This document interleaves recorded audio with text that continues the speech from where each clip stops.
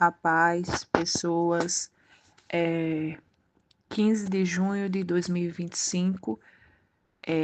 O texto da pequena reflexão de hoje é Romanos, capítulo 11, do versículo 33 ao 36. E o tema que eu dei para esse estudo, desse mini texto, mini estudo, que não se deixou um estudo porque não tem um aprofundamento, mas a palavra é bem objetiva e é uma reflexão.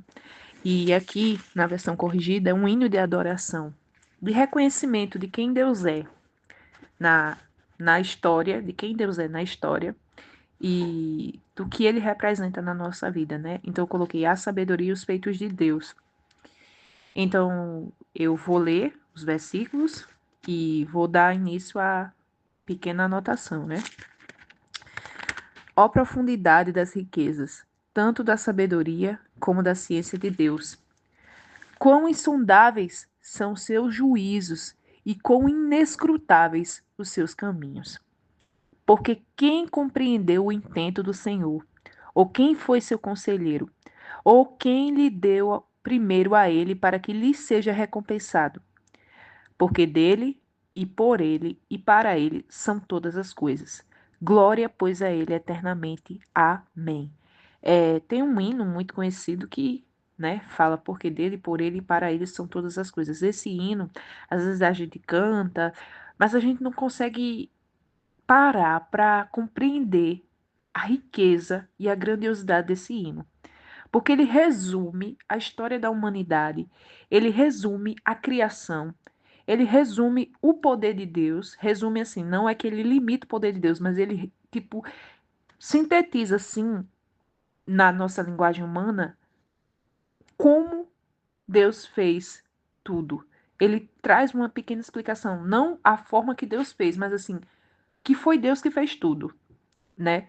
Então assim, quando a pessoa ela se fecha para isso, para essa riqueza, ela acaba ficando sem entendimento, né? E muitos cientistas, quando eles estão estudando física, quântica, química, o que for, eles têm uma tendência de ser soberbos, de achar que eles sabem muito porque eles estão estudando aquela pequena porcentagem do conhecimento de Deus. Então você pode ver, é muito difícil não ter um cientista soberbo ou arrogante. Então, a maioria das pessoas, elas, quando estudam esses cálculos complexos, essas teorias físicas, elas acabam se inchando de si, achando que elas sabem de tudo e pisam as pessoas que não têm o mesmo conhecimento. Quando você vê que aquilo não é nada perante o conhecimento de Deus, aquilo é um pequeno conhecimento de Deus que ele transfere para o homem por misericórdia, porque foi ele quem nos fez. E ele quem fez todas as coisas para ele. Não foi fez as coisas exclusivas para o homem. Não, Deus fez a nossa vida para ele, mas Deus nos sustenta e Deus nos beneficia com a sua criação. Deus é bom e sempre vai ser bom, e sempre a benignidade de Deus é para sempre. Então, por isso que Deus nos criou, né, a sua imagem e semelhança. Isso é um privilégio, né? Você ter capacidade de estudar e de aprender. Então, esses homens, eu vou citar um exemplo rápido que é recente na mídia, que foi o caso do dono da Ocean Gate. Ele era tão soberbo que mesmo todas as pessoas dizendo que ele estava errado, que aquele projeto não ia para frente, que ia dar errado, que poderia acontecer alguma coisa, ele insistiu e pagou com a própria vida e com a vida dos seus companheiros que ali estavam, porque ele não conseguiu dar o braço a torcer e não conseguiu ser humilde e receber aquele conhecimento que estava sendo passado. E eu acredito que o próprio Deus nos alerta de vários perigos. O próprio Deus fala conosco constantemente. E quando a gente fica soberbo, é quando a gente não reconhece a sua sabedoria, os seus feitos de Deus, e a gente acha que pode fazer do nosso jeito e acabamos nos dando muito mal. Porque quando você não reconhece que Deus sabe de tudo, que Deus conhece tudo, que Deus é a própria sabedoria, que você não sabe de nada, que do seu jeito vai dar errado, aí é mais doloroso, viu? Porque você vai quebrar a cara. Então, o universo é um espetáculo de beleza, grandiosidade e organização. sendo que a humanidade conhece dele uma pequena fração dentro de um infinito espaço. Porque, segundo a própria ciência, o universo continua constantemente se expandindo. Então, Deus criou o universo, ele é infinito. O poder de Deus é infinito. Deus não está limitado a tempo, espaço, a era, não é? E isto representa a riqueza de Deus. Então, aqui, ó, no primeiro versículo, fala, ó, profundidade das riquezas, tanto da sabedoria como da ciência de Deus. Então, Deus é o maior arquiteto e engenheiro e cientista, a gente trazendo para a linguagem do homem, Deus domina a ciência. A ciência pertence a ele, foi ele que criou a ciência, né? Então, o seu conhecimento e a sua sabedoria não têm fim. A nossa mente humana jamais conseguirá compreender a mente de Deus, porque se a gente compreendesse, ele não era Deus, né? E cada propósito do seu coração. Então, muitas vezes a gente não entende os desígnios de Deus, os caminhos do Senhor, mas Deus é tão misericordioso que conduz a nossa vida perfeitamente bem, mesmo que a gente não entenda. Quando a gente descansa, quando a gente confia, tudo dá certo. Mesmo às vezes você dizendo, não, mas deu errado. Mas se você está dentro da vontade de Deus, está dando certo. Você tem que confiar e acreditar. Porque é um fato, é a realidade. Deus sabe de todas as coisas. Essa frase muitas vezes soa como um clichê, mas não é clichê. É pura Bíblia, pura verdade. Então Deus sustenta e cuida de cada evento que acontece, tanto na terra como no céu.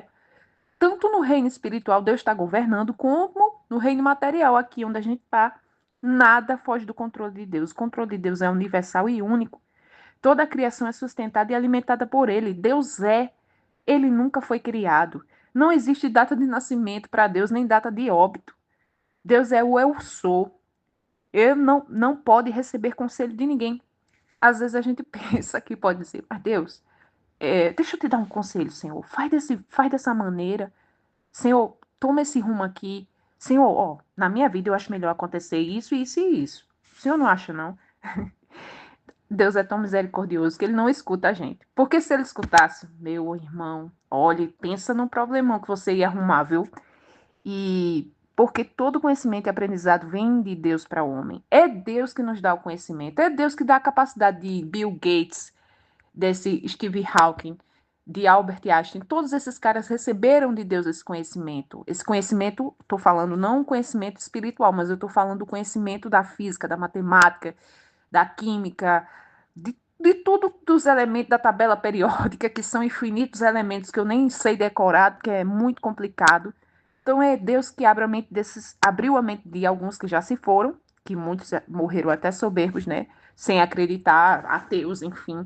Então a criatura, nós jamais podemos dizer Deus faça assim, Deus faça assado, porque Deus não precisa nem obedece a nossa ordem. Somos nós quem precisamos do Senhor.